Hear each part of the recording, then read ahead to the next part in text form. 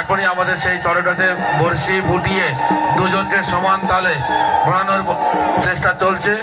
ইতিমধ্যেই এখনো শেষ হয়নি, হয়তো 2-1 মিনিট লাগবে।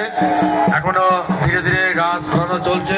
সবাই একটু ধ্বনি দেবে, আরো জোরে দেবে ধ্বনি, একটু জোরে দিন, হ্যাঁ আরো জোরে দিন। বলো শিব শিব শিব দেব দেব মহাদেব, দেব দেব মহাদেব, দেব ও মহাদেব, দেব দেব মহাদেব।